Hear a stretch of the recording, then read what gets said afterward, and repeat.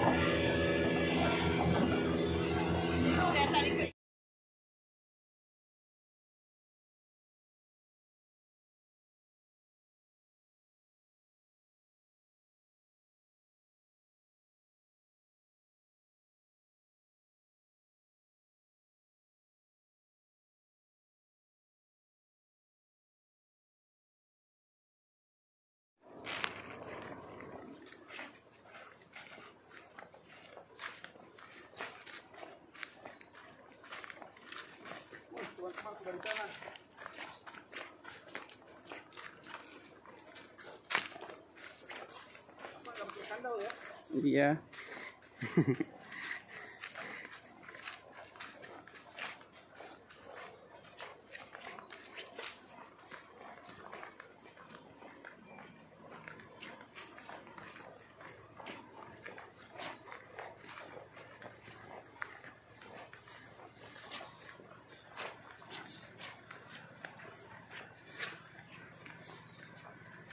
Berapa menit, Pak? 46 detik.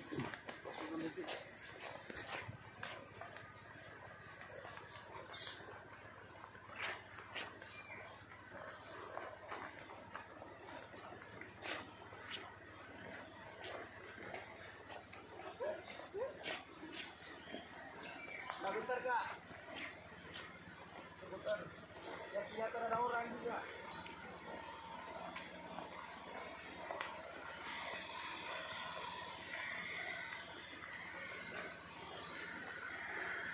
Tempat ini di daerah Pulau Nias.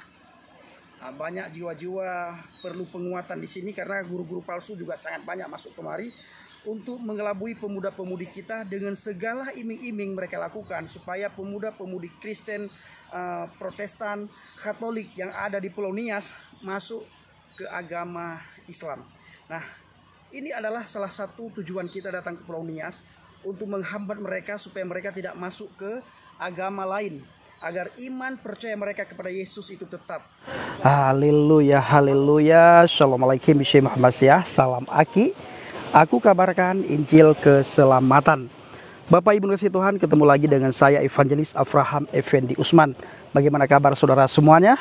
Haleluya, luar biasa. Saat ini saya berada di sebuah pulau di sekitar Pulau Nias. Kita mengunjungi tempat-tempat di mana sudah dimualafkan, sudah dihijaukan. Perlu kita ketahui Bapak Ibu, Pulau Nias itulah salah satu pulau yang ditargetkan oleh saudara kita dari seberang. Guru-guru palsu mengirimkan pekerja mereka untuk menghijaukan atau mengislamkan pemuda-pemudi Nias. Saya banyak melihat pemuda-pemudi Nias menjadi orang Islam, lahir dalam keadaan Kristen, dididik dalam keadaan Kristen, bahkan ada yang sempat disekolahkan ke sekolah Alkitab. Di sini Bapak Ibu, ketika saya menemukan hal tersebut di lapangan, saya menyimpulkan bahwa orang yang menjadi orang Islam. Di sini Bapak Ibu, ketika saya menemukan hal tersebut di lapangan, saya menyimpulkan bahwa orang yang masuk itu bukan serta-merta karena ekonomi. Memang ada ya, sangat banyak orang Nias itu masuk Kristen karena ekonomi, karena sekolah, karena pekerjaan, dijanjikan ini, dijanjikan itu oleh pekerja asing, oleh guru palsu, oleh guru asing, sehingga pemuda-pemudi Nias itu tertarik. Akhirnya ketika pemuda-pemudi Nias tertarik, maka mereka meninggalkan iman mereka. Dalam hal ini adalah meninggalkan Yesus Kristus dan masuk Islam, menjadi mu'alaf. Tapi di sebagian lain saya menemukan juga bahwa mereka masuk Islam itu karena ketidaktahuan mereka akan kekristenan. Minimnya pengetahuan mereka akan kekristenan. Bisa saja mereka Kristen bukan karena keputusan mereka menjadi pengikut Kristus, bukan karena mereka berada di dalam Kristus, tetapi mereka Kristen karena orang tua mereka Kristen. Mereka Kristen karena lingkungan Kristen. Mereka Kristen karena dilahirkan dalam keadaan Kristen, tapi mereka Kristen bukan mengalami Kristus. Maka dari itu, saya banyak jumpai juga orang-orang Nias yang masuk Islam karena tidak mengalami Kristus saat hidupnya, saat perjalanan imannya. Masa pertumbuhan iman itu, orang itu tidak mengalami Kristus. Maka dari itu Bapak Ibu, Alkitab mengatakan kepada kita semuanya, padi mulai menguning, pekerja sedikit. Ayo, mari kita ikut ambil bagian, kita menjadi pekerja-pekerjanya Tuhan. Kita juga turut terjun ke pedalaman, khususnya Nias, Mentawai, Papua, Ambon, Maluku, kantong-kantong Kristen itu yang sudah banyak diislamkan oleh saudara kita umat Islam. Satu hal yang terjadi di lapangan, kita sering dengar karena mereka sering memperdengarkan bahwa orang Kristen mengajak orang Islam masuk Kristen itu dengan ekonomi, sarimi, dengan pekerjaan, uang, iming ini, iming-iming ini, iming-iming itu. Padahal Bapak Ibu, kalau saudara terjun ke lapangan ya, saudara menemukan mereka, kenapa mereka orang kita Kristen masuk Islam, itulah yang terjadi sebenarnya. Mereka menuduh supaya kita tidak menuduh mereka melakukan hal tersebut. Sebelum kita menuduh mereka melakukan hal tersebut, maka mereka menuduh kita duluan melakukan hal tersebut. Padahal apa yang mereka tuduhkan, itulah yang mereka lakukan.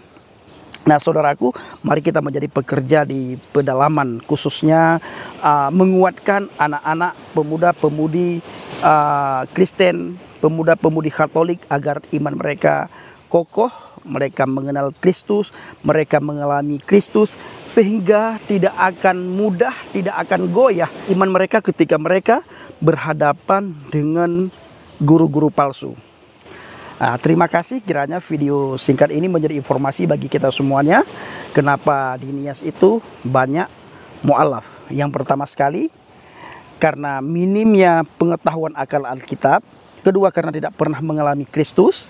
Yang ketiga, karena ekonomi, dalam hal ini juga sekolah, pendidikan, pekerjaan, dan lain sebagainya. Dan juga bisa dikatakan karena jodoh, mereka pacaran dengan orang Islam, akhirnya mereka menjadi orang Islam. Nah saudaraku ini kasih Tuhan, para pencinta channel Injil Habaget, terima kasih saya ucapkan kepada saudara semuanya yang sudah mendoakan pelayanan penginjilan saya, yang sudah mendukung penginjilan saya, yang sudah mensupport penginjilan saya. Terima kasih. Bapak Yahweh, Bishim Adonai Yeshua HaMashiach Waruah Kodes memberkati kita semua. Haleluya. Amin.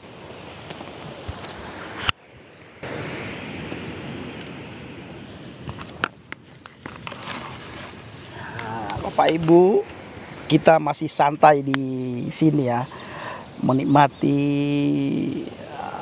keindahan alam, laut. Kita dengar juga suara-suara burung di Pulau Nias ini Bapak Ibu. Terima kasih, terus dukung dalam doa. Haleluya, amin.